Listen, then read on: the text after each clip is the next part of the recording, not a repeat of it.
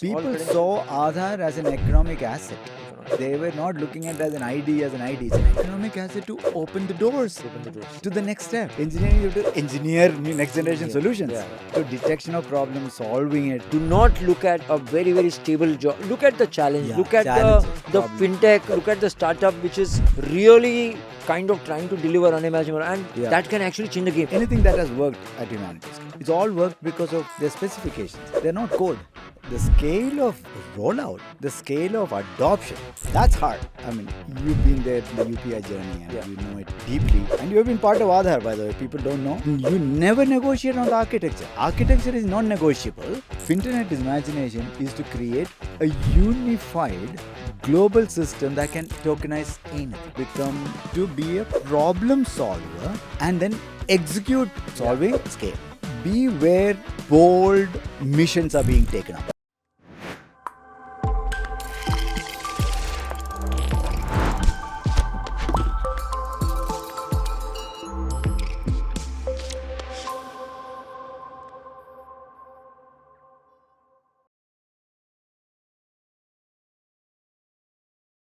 In today's episode, I'm very sure it's going to be very popular with the budding engineers, the developer community, because we are going to miss the chance of talking about highly scalable architectures, the protocol thinking, the AI, the what are the India's plans to activate the Finternet not only in India but globally. So let's get started with Pramod, who's one of the best tech minds in India today. So Pramod, the scale, so together between you, Nandan, Shrikant and all the UIDI founding team taught the scale to India. I don't know, to be honest, we as Indians would have believed that we can create and operate the systems at scale. So when you think about the scale, UDI, building up the Aadhaar, UPI, the DigiLocker and variety of the platforms which you have actively participated, how this scale thinking is different than the otherwise thinking of the systems builders? Wonderful to be here. Always fun conversing with you. We can talk so much and I'm looking forward to it. I think, scale, just to give you a little bit of background, scale was not new to me personally because of kind of commercial effort. I was in the private sector. Before UIDI. Before 2009. The private sector effort. But still Aadhaar, But still Aadhaar. That was billion processing capability. I think the billion... I've been told that, one Aadhaar to a 1.5 billion match with all the biometric data, that whole dedupe processing happens overnight. I can't even believe this. It's like 2-3 billion matches or 10 billion matching. Trillions matching. Actually, it's just crazy. But frankly speaking, I was never intimidated by scale. The scale of rollout, the scale of adoption, that's hard. I mean, you've been there in the UPI journey and you know it deeply. And you have been part of Aadhaar, by the way. People don't know. You have been very early. NPCI was born at the same time. We met December 2009. I still remember you and Nandan, and Viral was there. In fact, Nandan warned me. Yeah. Oh, you're going to meet CTO at that time, CTO at that time? Yes. Of NPCI, better be prepared. Wow. Okay, sure. And what a lovely journey since then. But if you can peel the whole story of scale, right? You always talk about some of the principles of refactoring, observability, the architectural thinking, right? Can you just talk about so that the developer community gets absolutely benefit of? First of all, I have some very, very, very strong system architecture principles in my head. So even in the private sector, I had applied it. 1998, our system product was API only product. Think about it. 1,000 APIs. Supply chain product. Complex, like SAP. In 1998. 98. And we sold APIs. When the API didn't exist, the terminology API economy or app economy didn't exist. So we were very ahead in time thinking, This came from principles. What are the principles? First of all, any complex system cannot be like a spaghetti. It's a mess to maintain. And especially when you're a product company, Right. you're taught very hard lessons that you create a product, you're not going to get out of it for several years because we want to really run through it. Yeah. So that means you need to have evolvability baked in, Yeah. refactorability baked in, Right. the ability to change over time. Yeah. Because why does it come from very basic principles that any complex system has to be thought through in terms of many small pieces. Small pieces. Point number one. Yeah. Second, very strong principle I have in mind. We can never, because we can never predict the future, Yeah. you're almost guaranteed that you will not get it right. Get it right. Okay? Yeah. So where the school, colleges, they teach yeah, you yeah. to write the correct algorithm. Yeah. In my assumption, you will get nothing called correct. You will never get anything right. Yeah. I mean, you might get it during that time. That time. Next year, Next you'll year, have to rewrite and refactor and things like that. So that principle of ability to change these pieces Yeah. of the large components independent of other. That means if you want to change in Aadhaar, for example, a number generation, Yeah. we had to generate random number. Random numbers, yeah. We had to do demographic matching. We had to do biometric matching. We had yeah. to then ship the card to the house.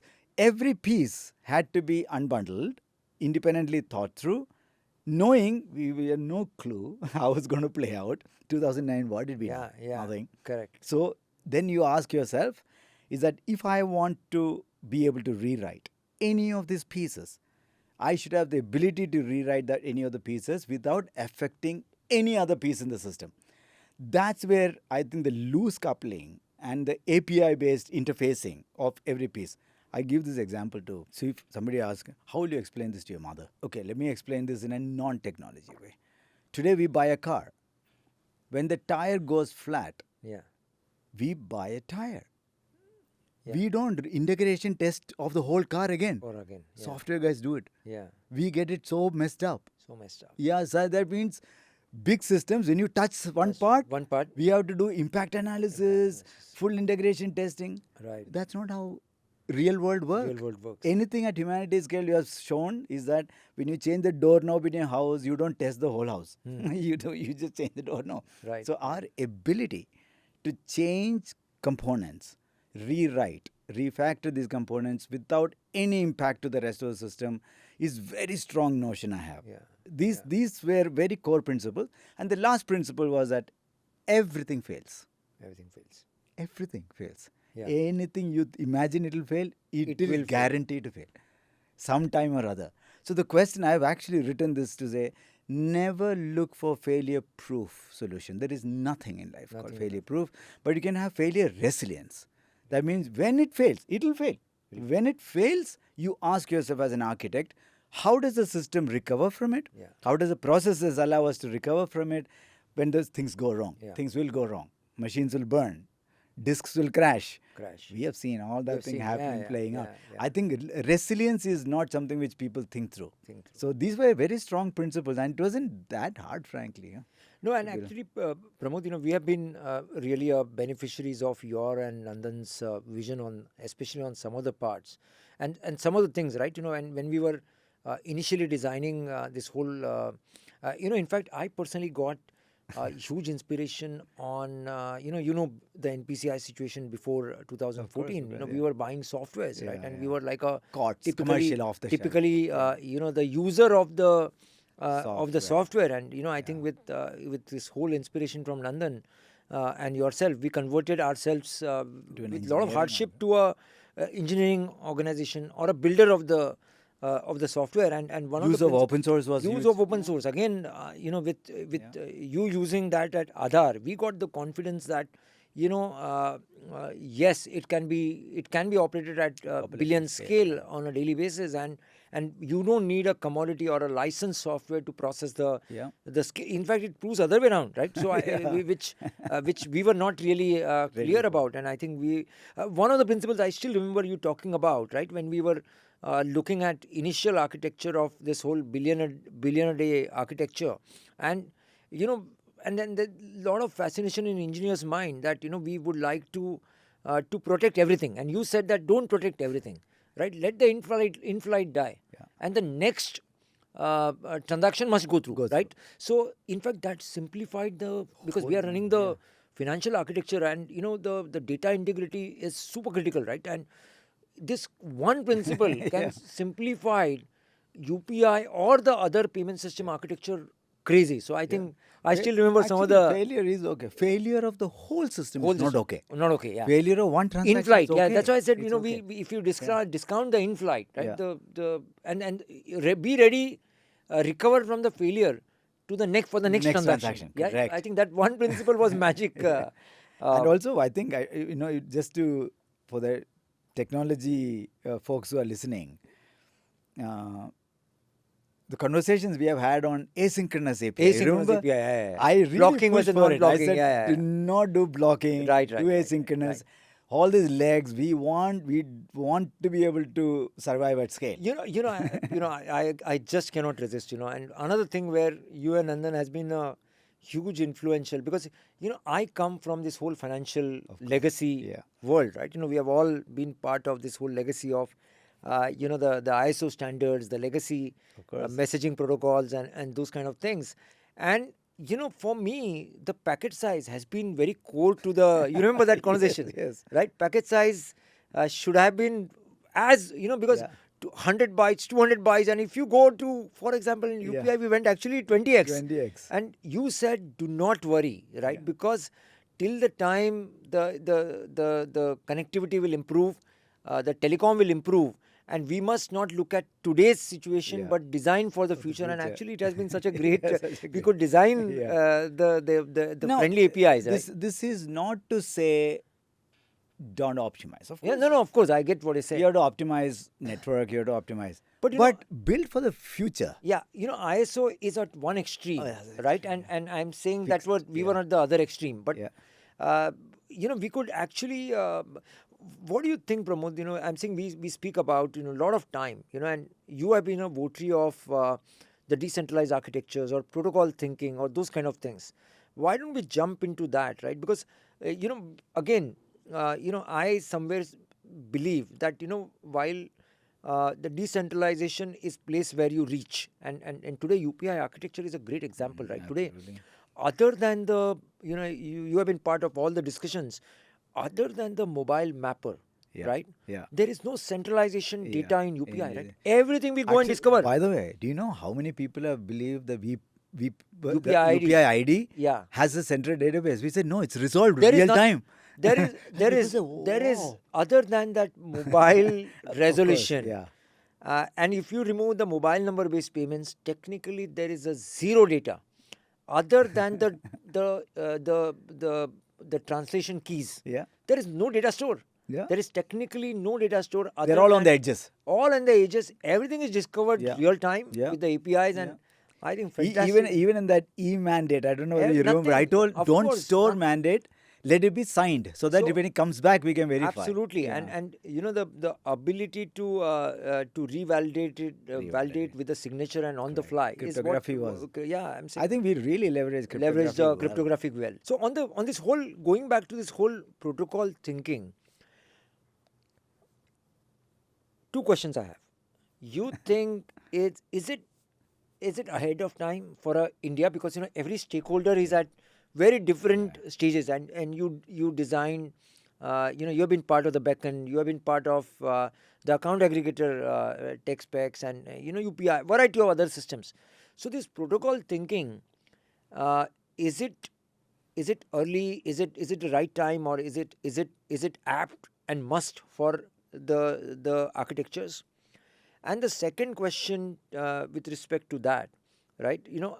Today, the moment you go to the decentralization, moment you go on the node basis or those kind of architectures, your ability to observe and manage the ecosystem starts reducing. Again, you may call it as a legacy thinking, but the confidence starts getting lower. That what's happening, unless you're in the control of the situation, right? That's a typical centralized mindset, right? So can you just talk about this whole thing? It's like asking people who built internet.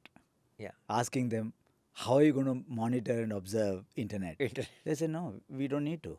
People who use the internet will observe what they do Yeah. on the internet. The internet builders don't need to observe the whole of internet.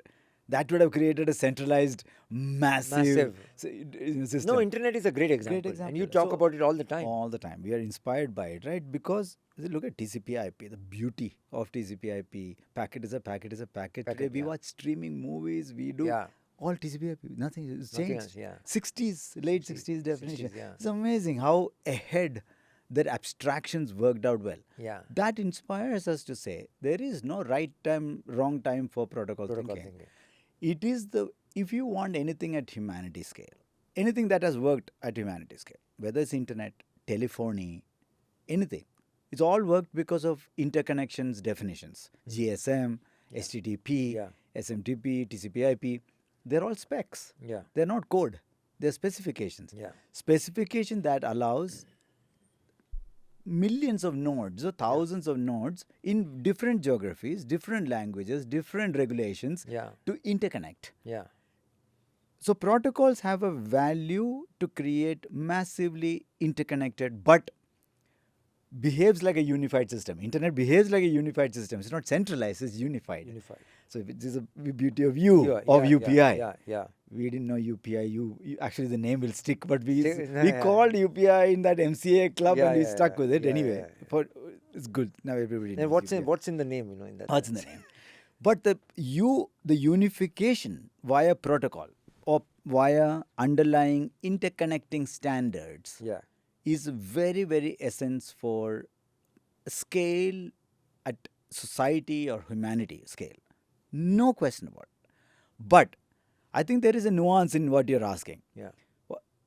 When you implement them, do you need a default servers? Do you need the default DNS, default HTTP servers, default Mosaic as a browser?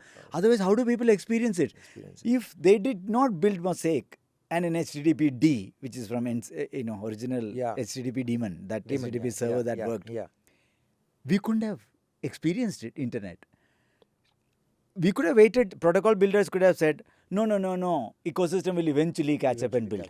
So there is a practicality around getting it out, maturing it, making sure it's a smooth curve before it goes. But you never negotiate on the architecture. Architecture is non-negotiable, but the implementation is negotiable. Yeah. Because that's... Understood. Look at UPI.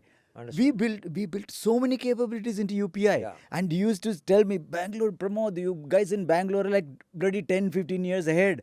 Bombay doesn't work that fast and Delhi works completely different scale, different speed. So it's practically when we put 2,000 rupee limit into UPI and only allowed peer-to-peer. Simple things. Recurring later, recurring money later, IPOs later. I think there is a implementation strategy that will necessitate reference implementations, SDKs, toolkits, monitoring, making sure trust is not eroded, making sure system is okay. But that is an implementation strategy, never a negotiation against architecture. So I have these two layers plays out all the time. I've been reading a book lately, and I think in my assessment, right, what you need is the operating architecture, and you can combine protocol and everything. Of course. You need organizing architecture. Because the ecosystem works around you, and you also need a growth architecture, right? Because whatever we operate in where India, the incentives have to work out, money has to work out, and also what we deploy must be scalable for 100x or 1000x, right? In that sense. That's one. So one you have thing a which I'm also technology architecture, you have an operating architecture, you have a governance or institution architecture, and then of course incentive alignment and policy architectures on top of that. In this whole protocol thinking, the way for example Beckn is structured, and today Beckn is able to cut across the industries and look at the multiple energies now. It's operational, so now it's reality. So you talk about the discovery step, then because the nodes and discovering the participants. Then you talk about some of the meta APIs, then the industry specific APIs. Can you just talk about that whole peeling off the protocol thinking, right? Because finally it has to work, Yeah. right? Just by talking. So for the engineers, Yeah. young engineers who are looking at it, it's very similar to how, when you say TCP/IP is a common protocol, inside the packet, what goes is not a TCP/IP is concerned; it's a concern of the next layer. Next layer, right? Similarly, HTTP. When you say HTTP is a common product. Protocol is single. Yeah. But what do you move over HTTP? You can move streaming movies. Yeah. You can have a website content. Correct. You can send messages on WhatsApp. It uses HTTP behind Yeah. the scene protocol to Yeah. actually transmit, Yeah. right? So you have a mechanism to what's called layering. Right. And this layering allows you to not fuse everything into a common layer, which is very bad idea. Yeah. So you create abstract protocols to create commerce handshakes. Yeah. Discover, negotiate, contract, fulfill. Okay. Now next question is, what are you discovering? Are you discovering food to order from a restaurant, or are you discovering an energy resource? Are you discovering a doctor to do a teleconsultation with? Yeah. That differs. So think like HTML. So in Understood. HTML, you can embed a movie. In HTML, you can embed a JPEG. JPEG has its own standard. Yeah. How to create a JPEG is a standard by itself. It's not in conflict with HTML. Understood. So And Beckn is created that way. just create extensions so that it starts adopting At to the newer newer standards, newer packet very standards yeah. or So something for like that. example, if you want to say, how do you describe a battery energy resource in a battery, Battery, yeah. which I can and now use, or a solar. Yeah. I'm generating energy. The counterparty needs to buy from me. How do you represent energy as an economic resource? Now that's very different from how do you represent biryani in the food catalog. Absolutely. In a very different way. Or a message which contains the dollar value. Dollar value. Something. Correct, like that. yeah. Yeah. But no, the question is very interesting, because this is one of the learnings actually from what we did with Yeah. UP. Yeah. Frankly asking, UPI, money is simply an economic asset Yeah. of one form. That's it. But the way we moved, way we authorized, authenticated, Yeah. did device binding, moved everything, we could have done the same. Exact UPI protocol could have been used for account aggregator, by the way. Yeah. We didn't, Because because it was all locked into institutions. institutions. Because we fused technology into an institution, into an operating, into a regulation. Into a regulation. Now we can't use that in the next one. Yeah. So the learning is that actually UPI could have moved any economic resource. Yeah. We actually built it that way. Yeah. But we couldn't reuse it in the next one. Reuse We it had to in the next redesign another one Redesign for another data. And now we are redesigning another one for commerce in ONDC. ONDC, yeah. yeah, So correct. this time I hope we are getting it right. Right. Yes. We are No, separating the tech protocol from an operating layer, from an institution layer. If you fuse all of them into one, we will end up That's how the protocol layers kind of act up. can grow independently, right? Independently. Yeah. I think this, when we speak about the asset, right? I think it's a right point to move towards Finternet, right? Yes, yes. Nandan wrote Yeah. paper. You all guys With Augustine, yeah, contributed yeah. on that. And I'm also a very strong votary of another 15, 20 years' time. Every asset, if we believe it's an asset, if we believe it's an credential, if we believe it's an address, everything would get tokenized, right? So why don't you just take us through the Finternet architecture? And I've also recently heard that you guys are now looking at a global implementation of Finternet. Yes. So maybe We can just talk take about us through the Finternet. And so what is Finternet imagination? Is to reimagine the possibility that any form of asset, real world asset, physical asset, digital asset, agriculture produce for farm. If farmer is saying, oh, I have an agriculture produce, it's an asset. I have a tractor, it's an asset. Every form of real world asset including digital assets. Yeah. Your music in the creator economy. Your music. You have your videos. So you have your all statements. all tangible, intangible, Intangible. all put. According to my argument, your degree certificate is an asset. Yeah, absolutely. Credentials. all People credentials. saw Aadhaar as an economic asset. Economic. They were not looking at it as an ID. It's an economic asset to open the doors To open the doors. to the next step. Next step. So, but if you make it unverifiable, high Yeah. cost, then it doesn't work. So, Finternet imagination is to convert any form, to create a TCP/IP argument, to Yeah. convert every form of asset into a verifiable, which is first step. Yeah. Then second step, verifiability is not alone enough because lot of things require immutability to come through. Yeah. And the fact that I need to be able to lock the Lock. property before I lend. Before I- What if you double lend? Yeah. I can double dip, right?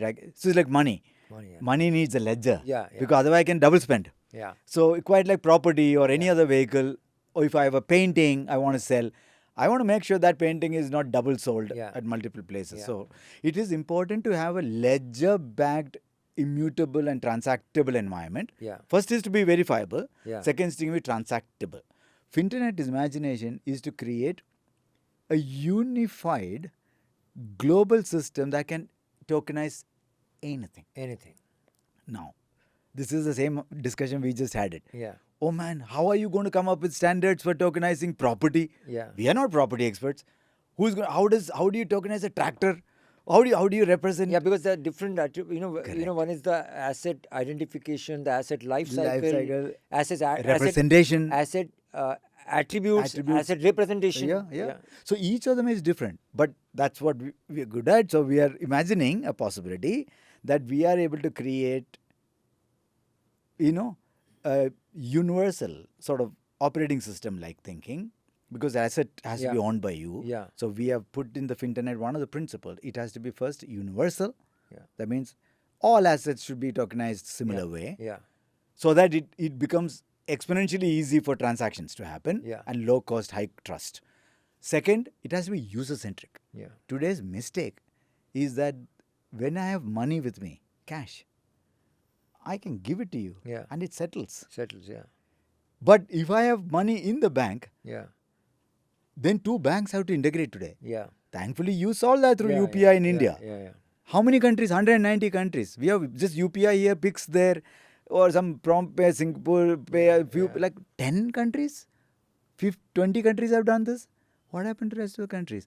Back into, again, so systemic integrations have failed. Even in Europe, when you look at it, what happens cross-border? Yeah. Across country? Banks can't integrate. Forget healthcare records, farm records. Who is going to integrate all Integrate all this? this. Banking is the most, at least regulated and Regulated. technologically Well-structured. ahead. Yeah, well Well-structured. structured. Imagine, do you think our local registrar of property in Mumbai or Bangalore will integrate with some property lending app in some other place? Not going to happen, right? Agriculture. But people are saying I can lend against green agriculture. Yeah. Global lending can happen. Yeah. But today it doesn't happen. So Finternet imagination is this: convert every form of asset into a token, which is verifiable, transactable. Give it back to the user in the user's operating system. It's like think of this like my Linux. Yeah. I have all kinds of files. Files can be movie files, Yeah. document files, Yeah. PPTs, Yeah. PDFs. It's all different types of files. But it's in your hand. Correct. You are able to now present that, transact with it, right? We are creating a global operating system for Finternet now as we build to allow anybody to use this open source effort to be able to adopt that and actually drive tokenization in their own jurisdiction. In their own sectors. Which sector? Kenya might want it in agriculture, somebody else might want it in somewhere else. That's really left to adopting. So this is a complex journey. Complex journey, yeah. And as you alluded earlier, protocol builders can't think of every edge case. Yeah. We can't be in Philippines and Brazil and all over the place, Yeah. Yeah. So how do we create these layers? Yeah. The technological underpinning which is agnostic to what is a token, what are you doing with the token, what are the rules for that agriculture token. I don't know what the rules of Kenya's agriculture token. I will never know. But we are asking the question, can I create programmability like an operating system? If I create that token, can they program the rules that they want it? Money rules in India is different from money rules somewhere else. Right. Capital control norms here is different from there. KYC norms here is different from there, somewhere else. Right. Can these rules be programmed on top of it so that adopting agencies and institutions like NPCI, for example, can now say, oh, I can use this, but NPCI might say, my turf is India, Yeah. and I am looking at Correct. tokenization of more lendability or in Correct. the financial institution, what energy resources, agriculture resources, how do we convert it? So you might go off on a mission to adopt that into a context And customize and it apply for- rules Apply rules. which is relevant here. Relevant here. Yeah. Understood. We won't come in the way. Yeah. We would let you. So we are building that layer 1, which is a very, very protocols and open source components.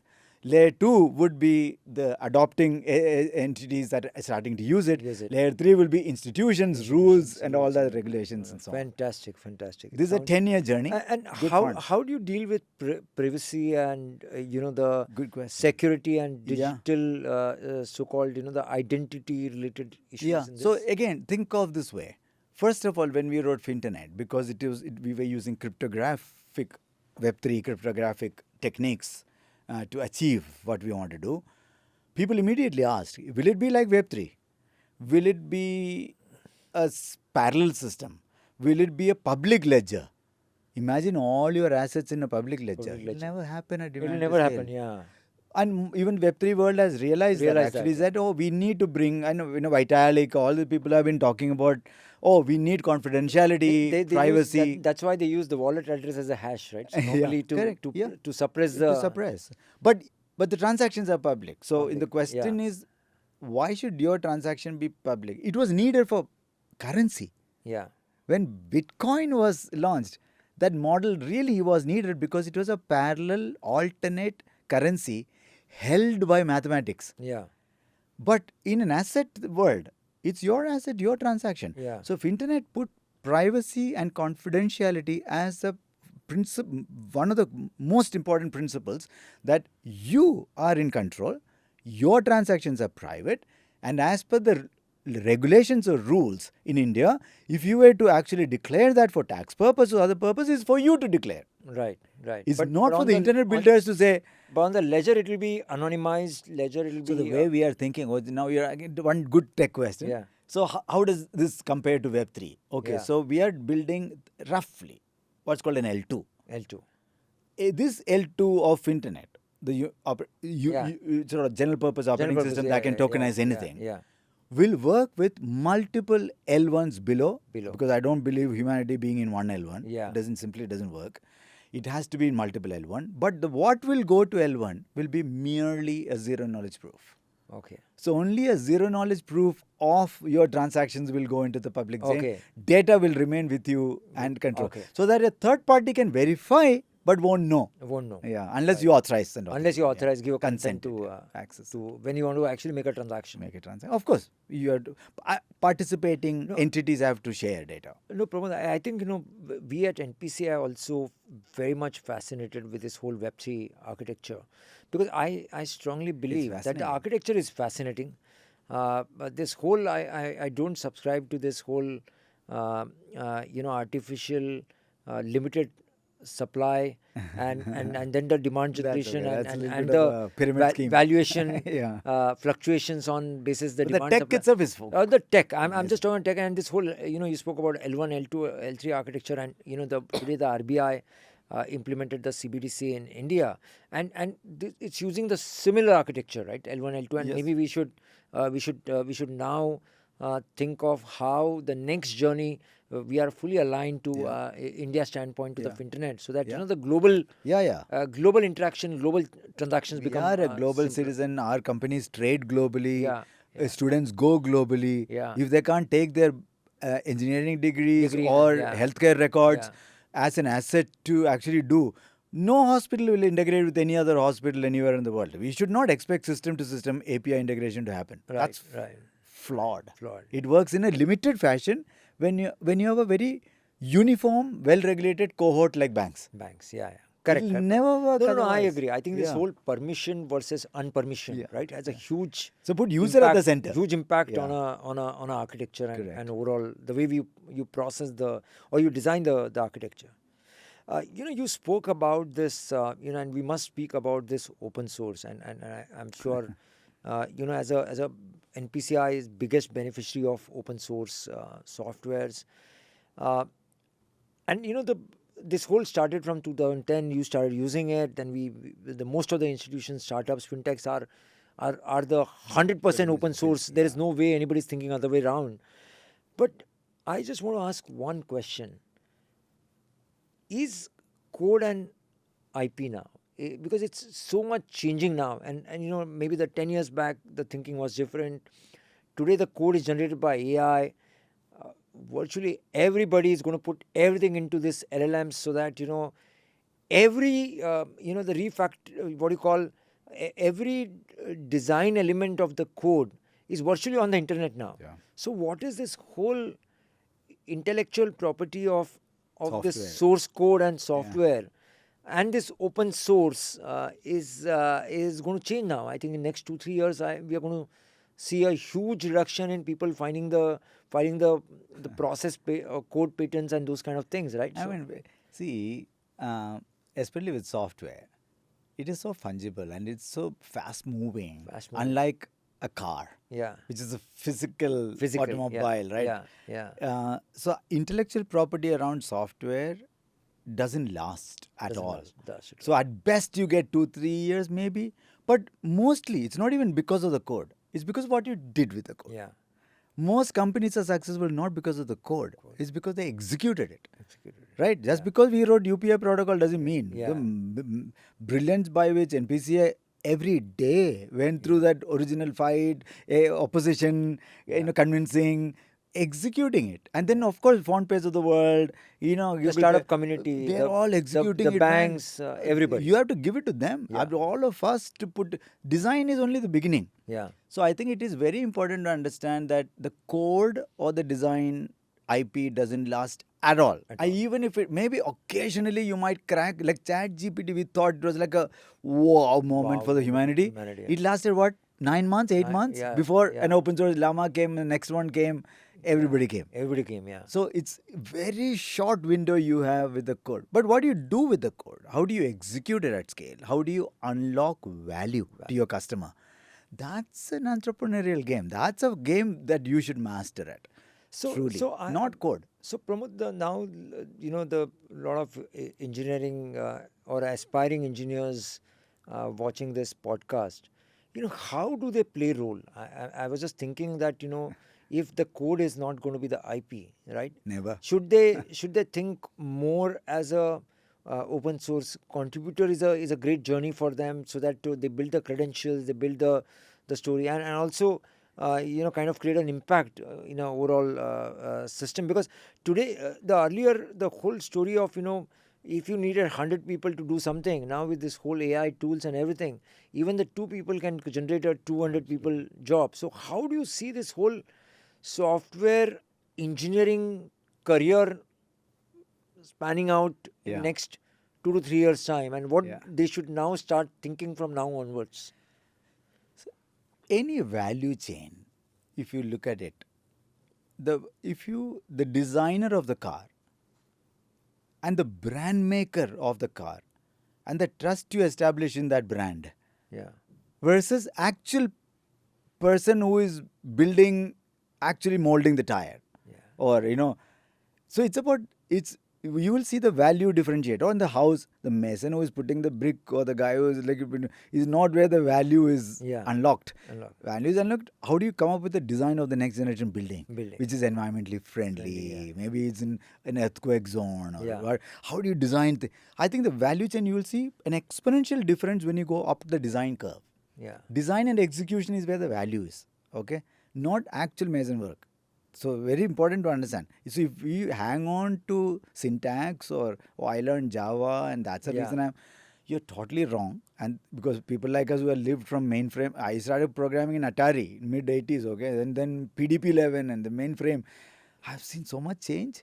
that I'm still learning. Like I'm like a student now. I have to figure out how damn new mental models work. Yeah. It is important that you become a lifelong learner to be a problem solver, and then execute the whatever problem you're solving, bring it out to life at scale. So execution of that solution and the problem solving mentality is what you need.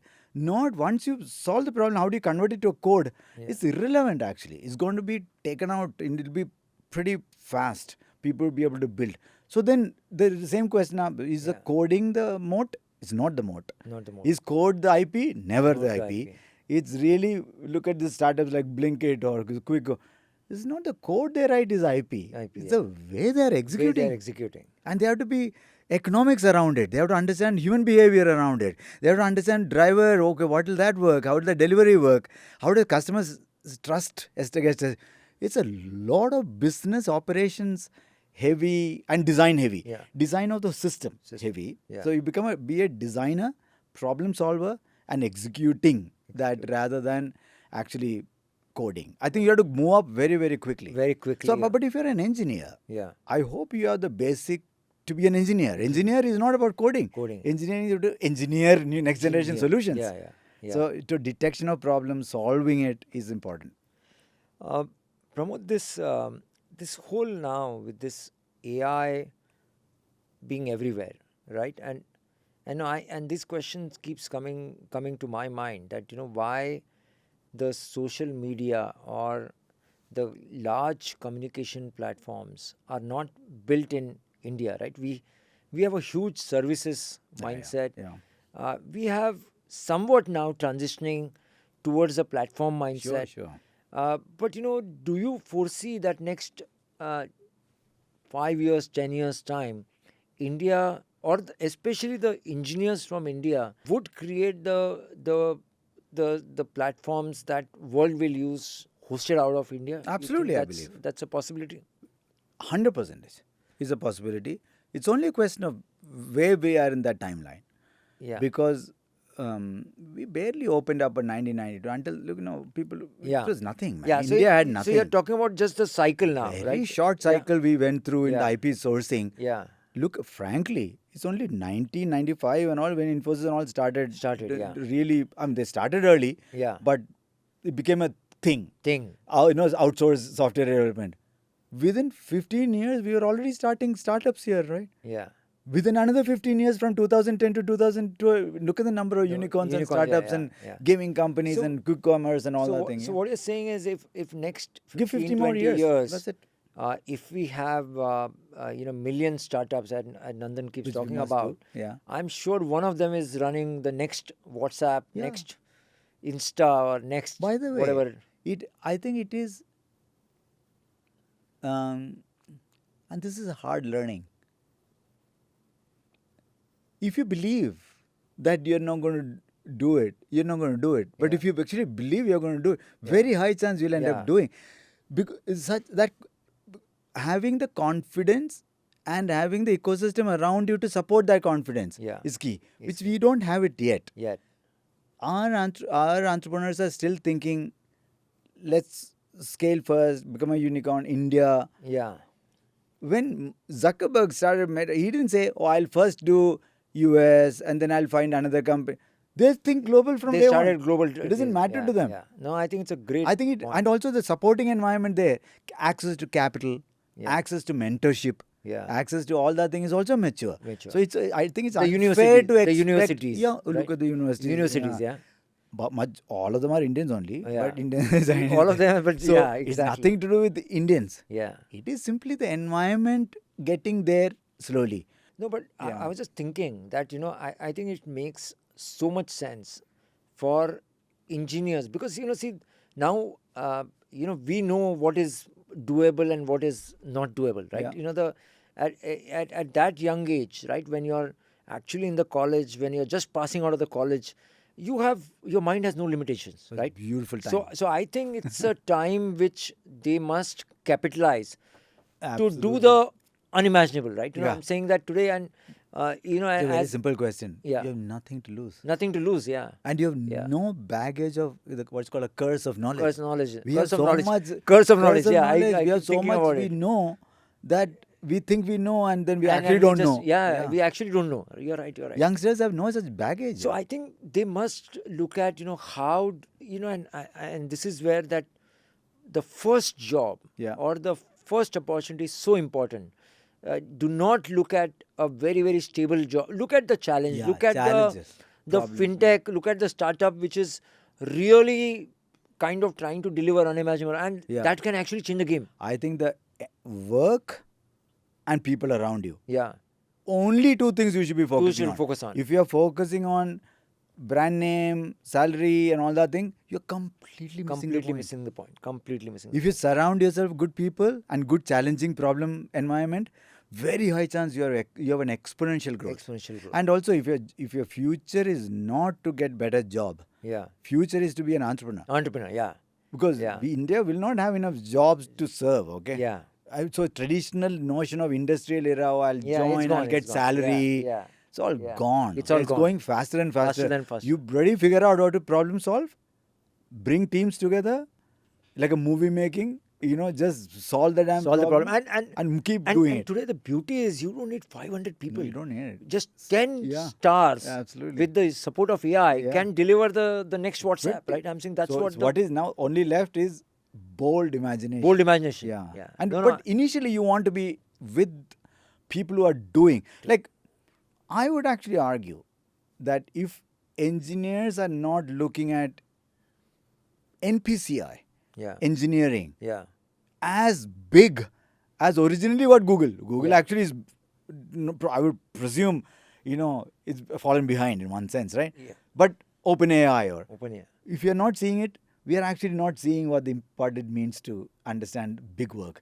UPS, world's best and Yeah. largest system Yeah. running operations. No, it- 10 billion API calls a day, 3 data 15 billion, centers, 15 billion APIs a day. It's just maddening. With 30 millisecond have to be 30 an- millisecond latency, and If you are an engineer, you have to be an idiot to miss that opportunity. miss that opportunity. No, I'll tell you, absolutely, okay. absolutely. So I think the whole entrepreneurship as a goal, choosing the impact and the work and the people Yeah. around you is an more option for the engineers.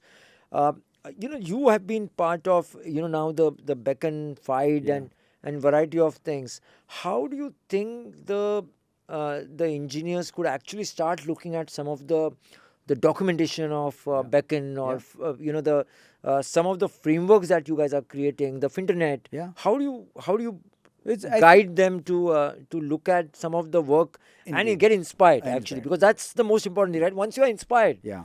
then you're almost there, in my Yeah. assessment. That's true. Most people have the capability. Capability, yeah. They actually Correct. shy away. Most India people is shy like away, India, actually. no dearth of talent. It's also no to dearth do of with, talent. it's okay. I think it's a maturity of our society. Parents would have wanted to get a salary, first job. We are only moving into entrepreneurial world Yeah, recently. It's okay. But I think Yeah, it's a good time. Very interesting time Yeah, now. very interesting time. By the way, I'm seeing space tech taking off, vertical takeoff, Yeah. mobility vertical takeoff. Takeoff. So people are starting to do not just some yet another, WhatsApp imitator or Twitter imitator. Twitter imitator, yeah. We are starting to do real engineering, Fundamental fundamental stuff, right? The engineering core, stuff, core thing- robotics. robotics. Yeah, it's all Entrepreneurs are started- already doing all in India. mechanical. Very hard. Mechanical plus software, software driven combined. stories. Healthcare, we are seeing this. So I think Science and technology. Indian entrepreneurs are now Bio- starting to be tech. very, very bold about it. So what do they need to do? Two things. One, be where bold missions are being taken up. Just be Yeah. in the middle of that. Yeah, middle of that, yeah. It's like Just look at that exciting area wherever and the just be missions part are, of it. Just be part of it. Just be part Do of it. not ask anything else. Just hang around. Just be By there. the way, people hang around in the valley do better than nothing Better else, than- right? It's yeah. just an Correct, environment. correct, Yeah. correct. Coffee, people, they're Yeah, all there. yeah, yeah. It's just that you be part of that environment where big, audacious missions are being Yeah, taken up, or yeah. big, bold bets are being taken. Yeah. Watch for it. Yeah. If you can detect big, bold bets, jump in. the pool. Okay, when you have nothing to lose in your life, that's the time to be in. Yeah. For Beckn protocol, you And can give say those 5 years, the first 5 years. 5 years. Just first 5 You will years. be amazed. It will change the game. It'll change the game for the You rest will of the come life. out by 27, 28. Yeah. So, man, I Where can do whatever, do I stand? whatever Yeah, I want to do. Yeah. It's the confidence that instills in you is very, very, Very high different, very at that time. Very different. So for Beckn protocol, BECKN, Yeah. Beckn protocol, single word, .io, .io. is a place where all Beckn efforts happening. Yeah. Discord, Yeah. Community, GitHub is all there. All there. Okay. Documentations are there. Projects are there. We have 18-year-old, 20-year-old working on global energy problems and so on. Fascinating. We 18 years. What do they have to lose in life? Fantastic. Why would I? If I were 18, I would be all over this. So that's one. Finternet is Finternet Lab. Yeah.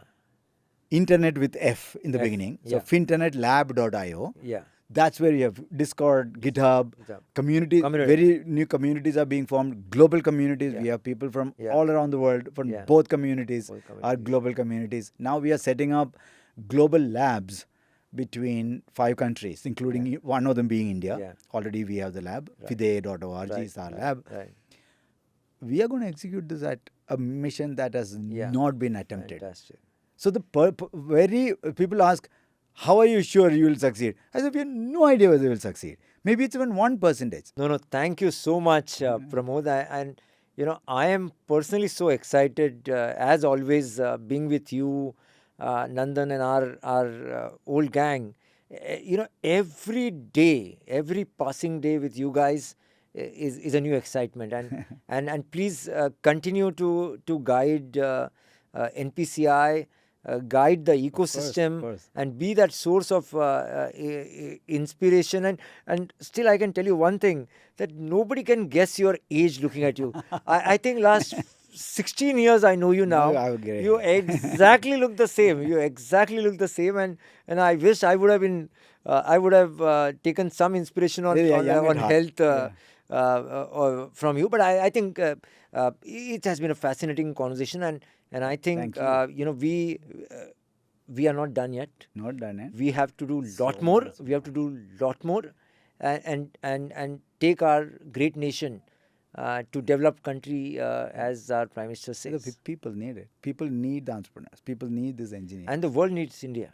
World needs India. Yeah. And if not us, who else? It's the largest democracy in the Who world. else? Who else? We are crazy in every way. We are broken in many ways, but opportunities are plenty. Outstanding. It's just amazing. Thank you so much. Thank you. Thank you. Thank you. To all our viewers, thank you so much for listening to us. And I'm sure all of you loved the conversation with Chief Architect of India, none other than Dr. Pramod Varma.